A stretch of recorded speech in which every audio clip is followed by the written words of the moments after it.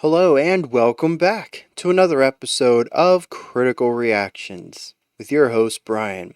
We're going to continue on with this week's theme of anxiety, songs that make us anxious, tense, stressed, any of those types of feelings. Today we're going to be looking at some Converge with the track Grim Heart, Black Rose. I guess Converge can do stuff like this. I mean, they make like post metal, right? Why am I getting them? Who am I getting them mixed up with? Anyways, let's dive in, see what they're bringing to the table with Grim Heart, Black Roses from the No Heroes album.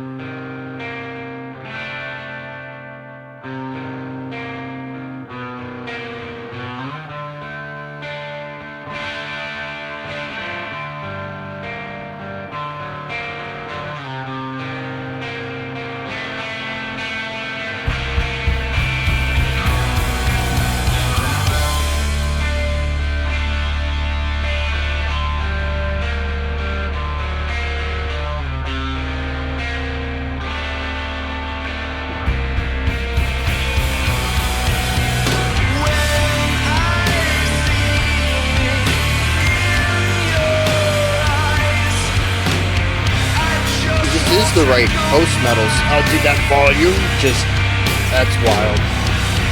That's not the right vocalist for Converge, though.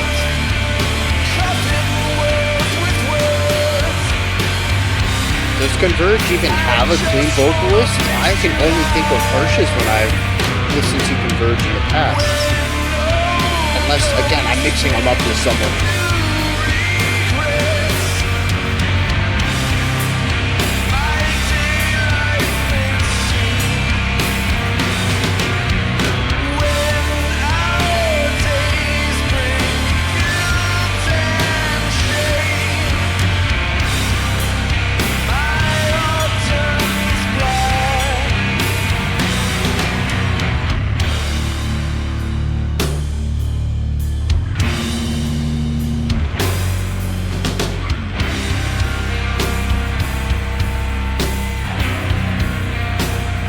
That bass really bringing a tense low end to it.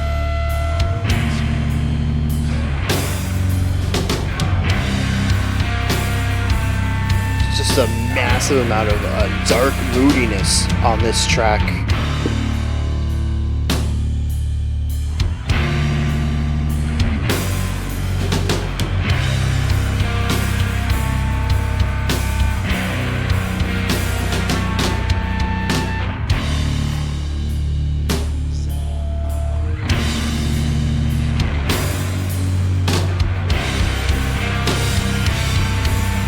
They're still sticking with both this main riff and this chord progression though.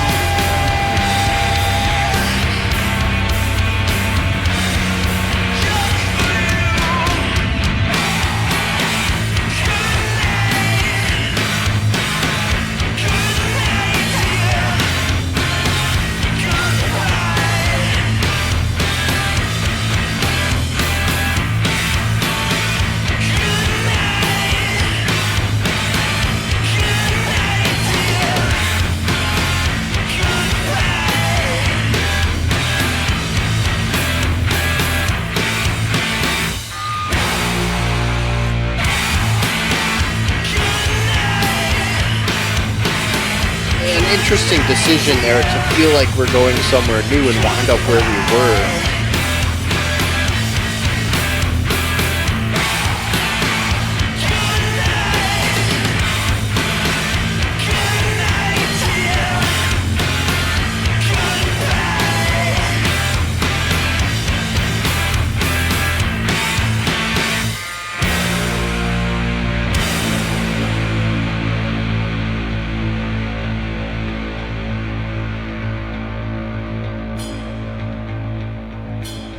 It's interesting though. We started off the song with what I would label as tension, but I don't feel like a majority of the song is anxious in any way.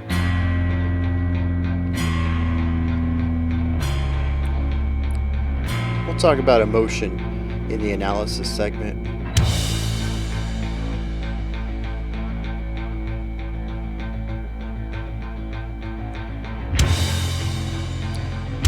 Now this is a different part. I'm ready to move on. Well, I want to know what happens next. That's a type of tension right there.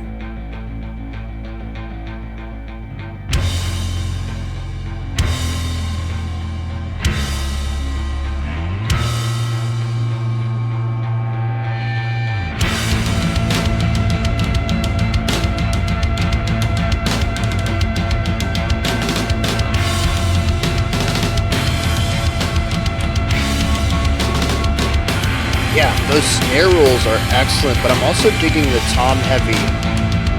Yeah, very few cymbals. The toms are taking up a lot of space. Just droning on the sides.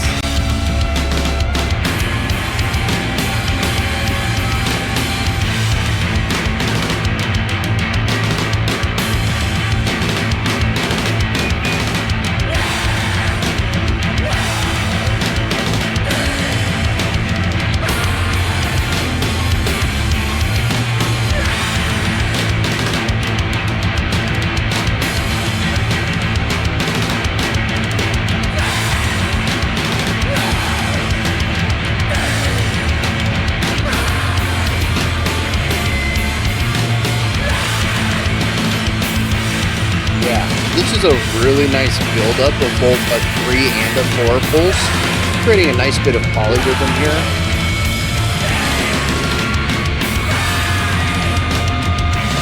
It would not surprise me if this section were written in 12/8. That would probably be the best way to go about it.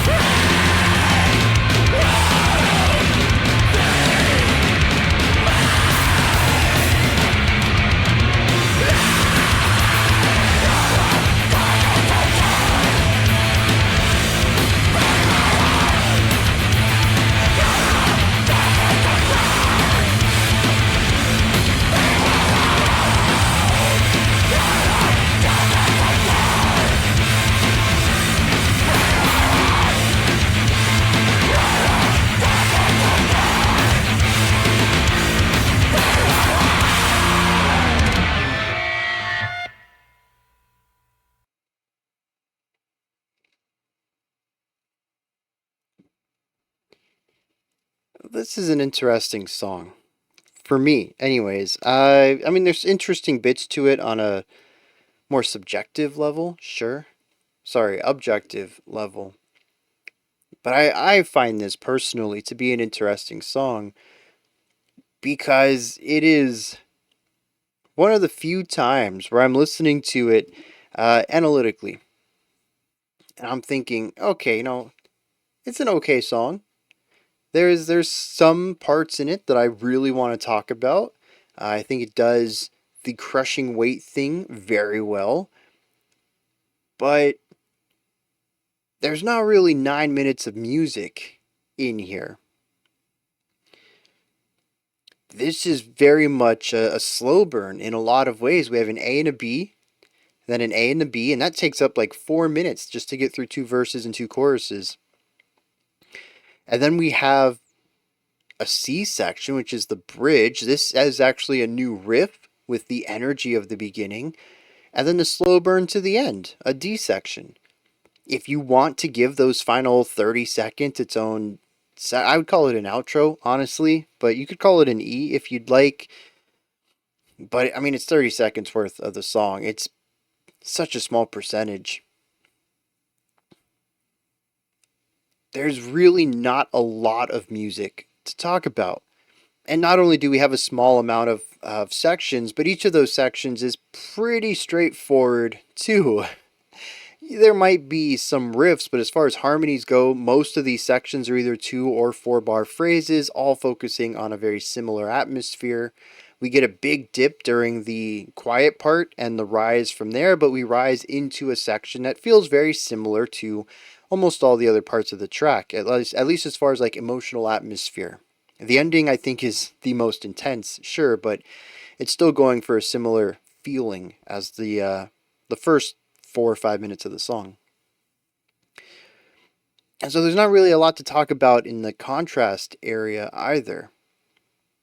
It really is, I think, my analysis on an objective level is going to come down to 2 or 3 very interesting ideas and how they delivered on those ideas more so than any other, like a lot of depth to this, because honestly it's very surface level in a lot of ways and very repetitive in a lot of ways.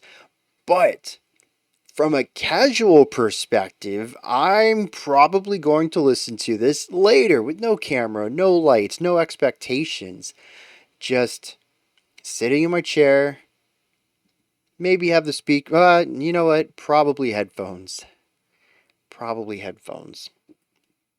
and just fall into the song. I really think that's the best way to listen to it, but I also think I will enjoy it because despite being very post-metal in a lot of ways, something about it feels very core to me. This feels like a post-hardcore track. It has a metallic exterior to it, sure, but the vocals at the beginning are very emo.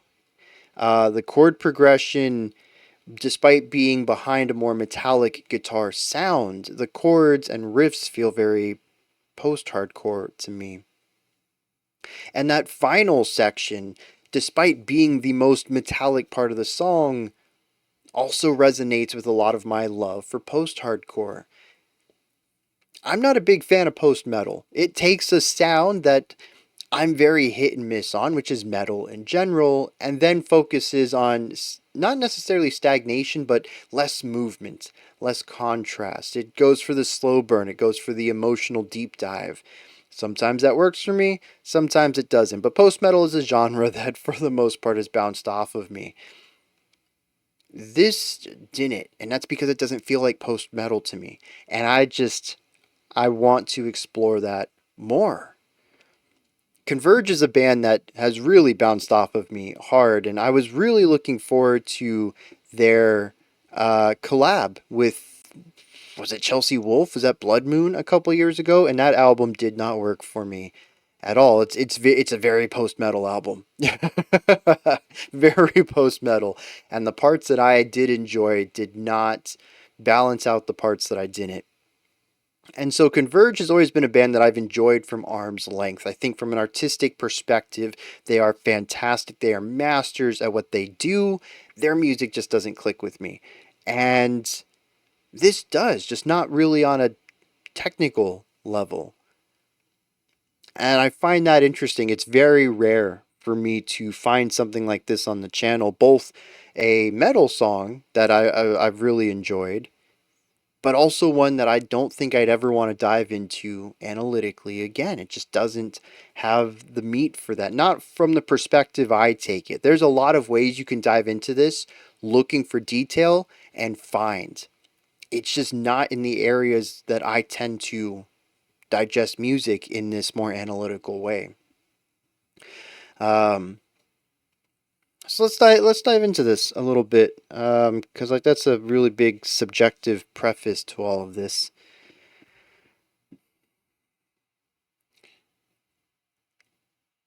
Harmonically, atmosphere, emotion. What's going on in a majority of this track, aside from the quiet, slow burn bridge? Most of this track is high energy, well, high intensity. It's not a really fast moving song. It's high intensity due to a lot of overwhelming weight. The guitars, the drums, they all feel massive. They are just these really big tones. The drums are very oppressive. We see this especially in the bridge, I think, where we get that hyper focus on toms and snare. We lose the levity of the higher range of the cymbals there. We really get the lower grounded largeness of the toms, the bass kick, and the snare. And that's actually fairly present throughout the track, too. There are cymbals in places, and we do have a bit more standard beats at times, but I also feel like the cymbals are generally de emphasized in this, where the rest of the kit tends to have more emphasis and more presence than the cymbals. It creates something that feels very rooted, very grounded throughout most of the track, and that lower end weight. It pairs well with the sound of the instruments to create something that feels like it's just pushing you down as a listener. This also pairs well with the general atmosphere. The chords that are present here are typically ones that I find to be a bit more moody. There is a brooding element to them, but I think more specifically, what I find interesting is that this song doesn't really feel anxious or tense to me. We kind of approach that as we push into the back half of the track, but the first 4 minutes aren't. It kind of feels like a metal version, amped up delivery of an emo track. The overall feeling is negative, sure, and the metallic aspect and the heavy weight of the production give it a strong sense of a weight. But I think the emotion here is a bittersweet one. When I listen to the vocal delivery, when I listen to the melody of the vocals, and when I pair that against the guitar riffs that we have, and more importantly, I think the chord progressions that we go through, what I hear is pain. Not not darkness, not eeriness, not unsettlingness, but just pain. Emotional pain. And that really struck me as something interesting because most of the time when I listen to especially Converge, I get just a general sense of weight. I think post metal does this really well, just sonically, just to create a downward pressure, which tends to feel stressful. It tends to feel overbearing. It tends to feel like it's crushing. This does feel overwhelming, but it doesn't really feel crushing. And what I get out of this then is someone who is so totally overwhelmed by grief, honestly, is what I feel in this. Loss, maybe. I didn't really get a good sense of what the grief was, but in a sense, emotional distress, which distress is a word that I associate with anxiety, and I do think I've even used it as a way to describe the type of music we would hear this week, which makes this song a good pick for the week, especially not just that it does fit, but because I think that it feels so different from the other two tracks we've listened to today. because this feels like a sad song to me. I can definitely see a an argument to be made that it fits into Anxiety Week, and I do think it does. There is a distressing part to it. I think most of it comes from the overwhelmingness of the grief, but to me, it's a sad song. And I find it interesting how it sort of bleeds between the two worlds. It sort of finds a midpoint between stress and sorrow and makes a song out of that. And that really works. I think that sells the song more than anything else to me. I don't know why it's a simple emotional, knob turn that makes Converge finally work for me, but that's it. Although the clean vocals, they certainly help in that regard too.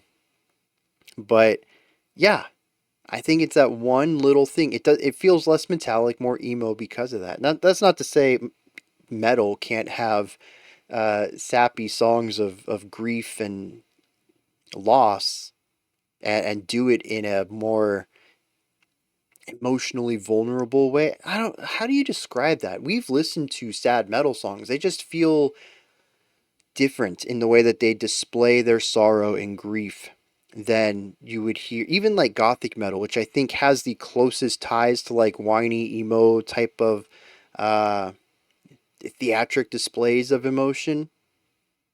I feel like it still has a very distinct flavor from this side, and it's almost like emotional punk feels different from emotional metal, and I wish I knew why.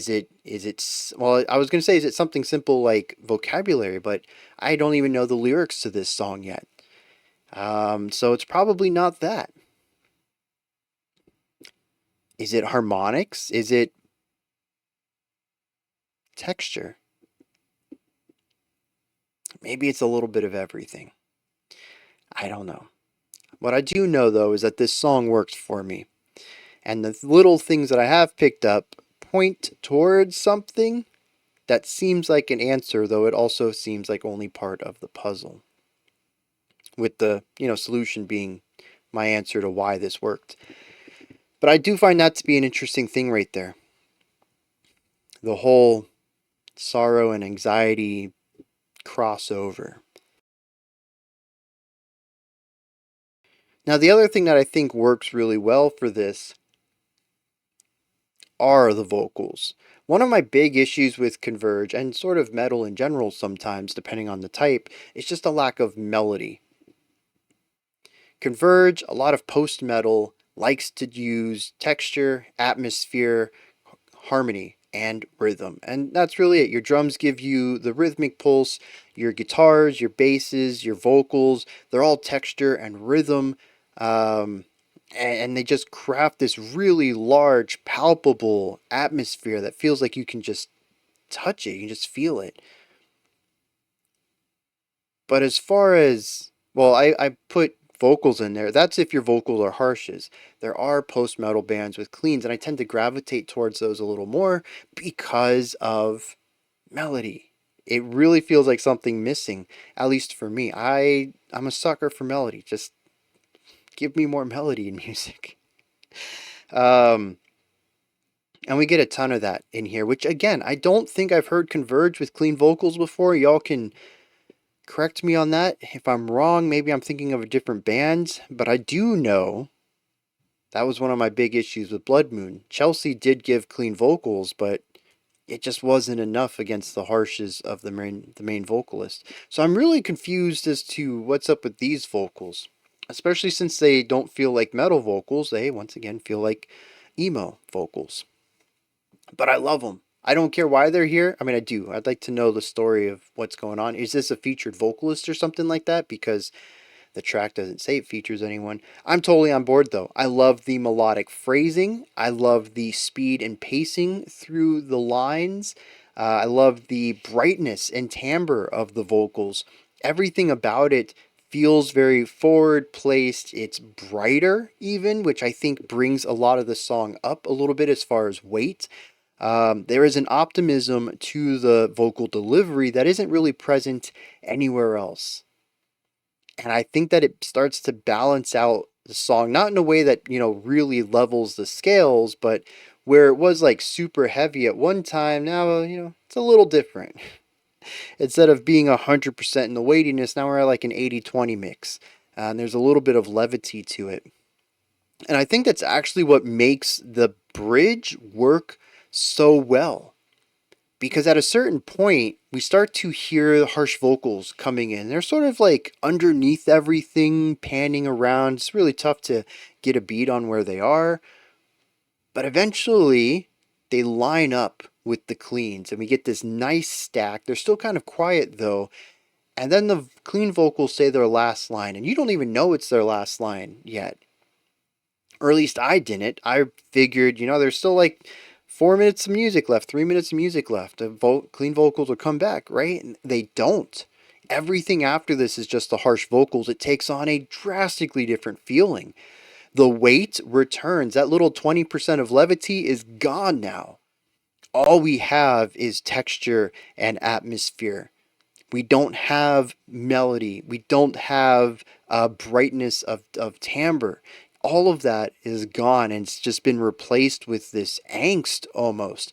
The music has shifted from a general moody weightiness to something aggressive. The end of the song, it's just a driving energy. I mean, we have this slow burn that kind of takes place between these two moments. And the slow burn introduces element of tension as we sit within one chord for such a long time. There's a little bit of tension to it, but it kind of feels resolved in ways, but there's something really off about music that doesn't move.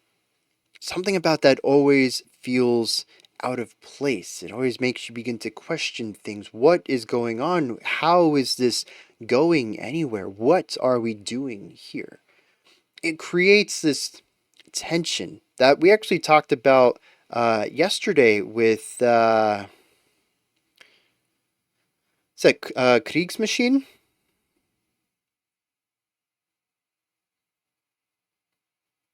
No, no. What was just? Oh, Black Midi. Yeah, near Detroit, Michigan. The idea of being in a sound for such a long time that your mind just naturally wants to progress somewhere, or at least mine does, and that creates a tension because I have this divide between what I want to do and what the music is doing, and it creates a schism between us that only grows as the repetition continues. And I think that once that starts, the guitars begin to come in and it's just noise droning quietly on the sides for another minute or so. The drums are going absolutely bonkers here. It feels like something thrashing around, ready to break out of this cage that we are in. And unfortunately, I'm in the cage too. I want out just as much. I'm just not thrashing around. And now I notice in the corner there's this shadow, and I didn't know anything was in there. And now there's this feral animal in the cage with me who's trying to get out too. And it just becomes this scary, eerie part of the song.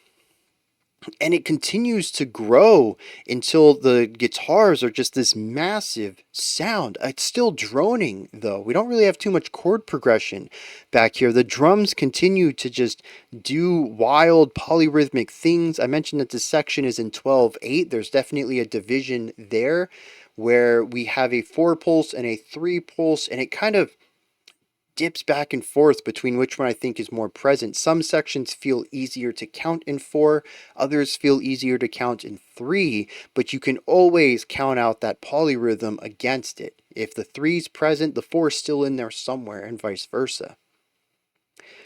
And eventually, the drums just start kicking into this really fast playing, and this takes us to those final 30 seconds, which kind of brings back some of the higher energy, higher intensity of the earlier parts of the song, but with a driving speed of tempo. The guitars are just this, again, still this massive sound. The vocalist, I suppose, is now just screaming through these last 30 seconds. And we have some riffage going on too on top of the atmospheric drone. And this is incredibly tense. Whatever was going on, whatever is building into something is now at its peak. And that terror is front and center, but now paired with the weightiness of the beginning. Any brightness, any levity, any sort of positive element, I'd even say any sort of grief is now gone, replaced with a rage. That transition, moving from grief to silence to building into rage, is a phenomenal series of musical events. And that narrative ends up becoming quite clear towards the end of the track. And once it clicked, I was like, oh yeah. Yeah, very well done. It makes the payoff, I think, or the payoff ends up making the wait worthwhile. Because for a long time, it was just Drone and the drummer doing progressively faster and wilder things on the toms and the snare. It made sense in a sense. You know, it's not like it felt out of place. We've listened to some wild ideas lately, more increasingly, I think, where the drummer goes off in quiet sections and it doesn't fit. Here it fits though, but it does linger there for quite some time. I was a little worried that when we hit the peak, it wasn't going to be good enough in a sense for this lingering. But I think from an artistic perspective and from a sonic perspective, which is pretty rare for me to come to that conclusion for a slow burn, this absolutely works. There's definitely some magic in this song that I haven't felt in Converge before.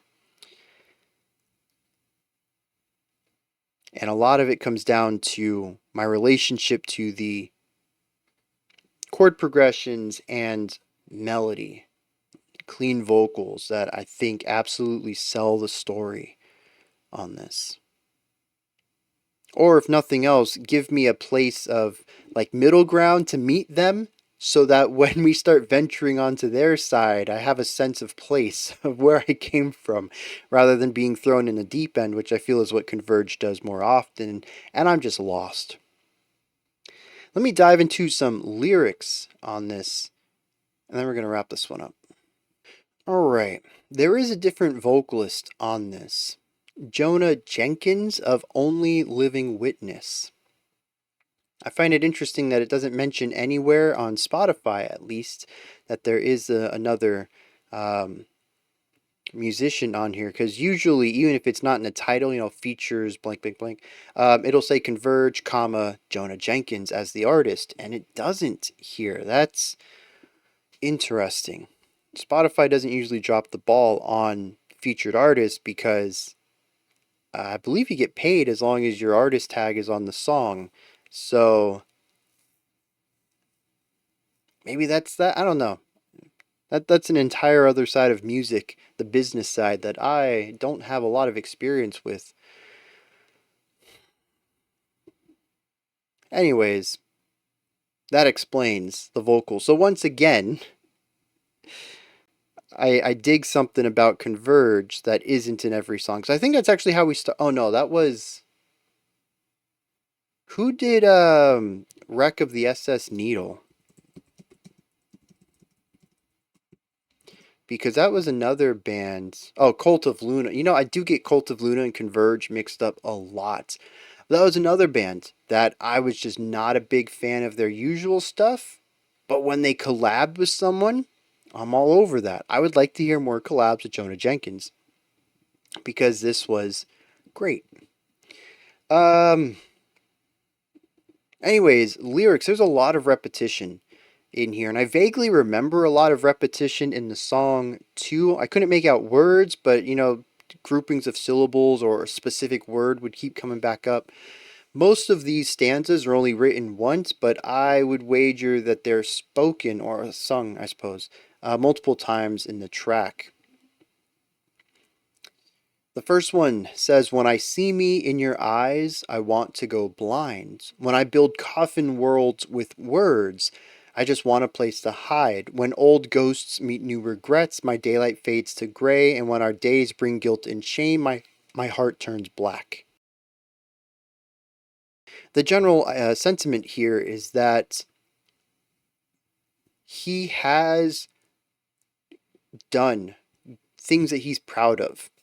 He's made actions in his past that he has felt has created a positive aspect on his life, but he doesn't feel that way anymore. The person that he sees reflected in someone else's eyes makes him want to go blind. He doesn't want to see that reflection at all.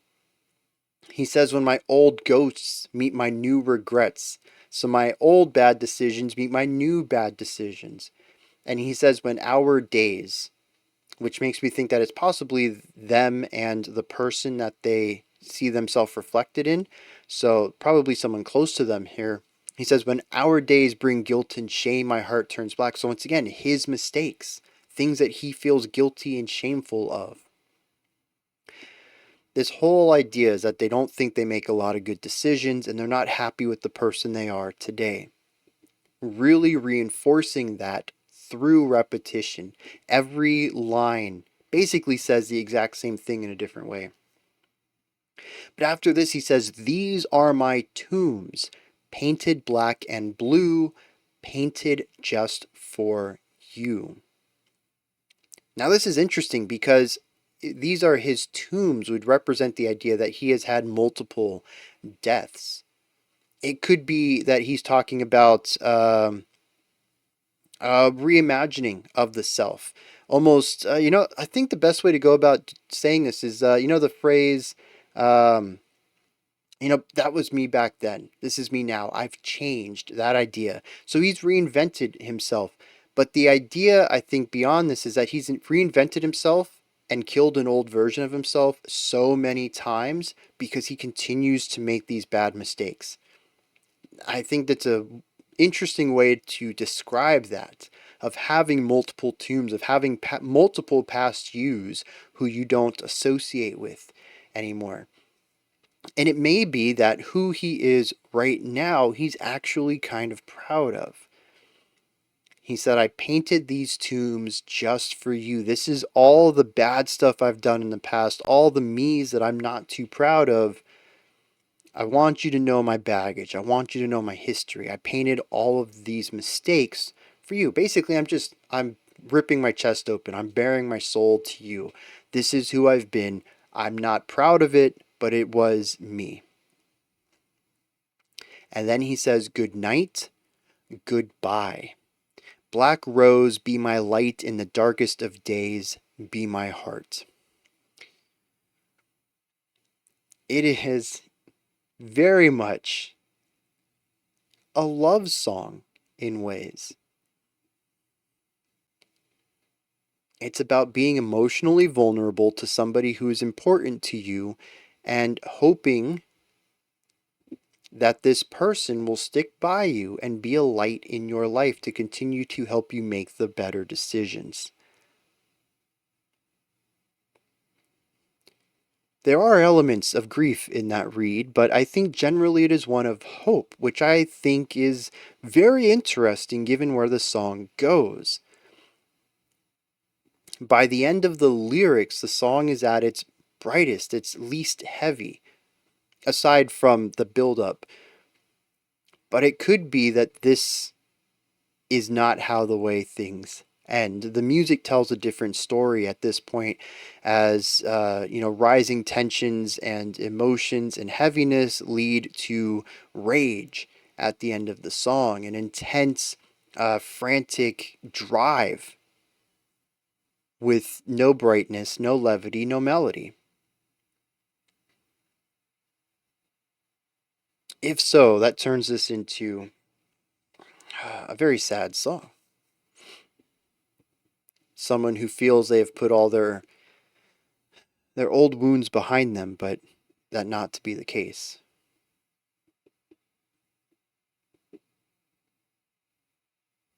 But that's just my interpretation of it. What is yours. What are your thoughts on this track? Did you enjoy it?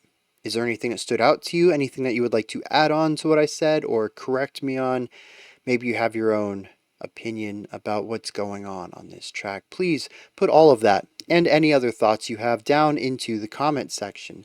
Above that, in the description box, you'll find a link to Linktree. It takes you here. You can find links to my music, ways to support the channel, a link to the Discord server, and so much more. Above that, if you could, like, subscribe, and ring the bell. I greatly appreciate all three of those. That wraps it up for this one. I'll be back tomorrow, though, 5 p.m. Eastern Standard Time, 9 p.m. UTC, as usual. Until next time, remember to be critical, not cynical, of the music you listen to, and have a fantastic morning, afternoon, or evening, whenever you choose to watch my videos.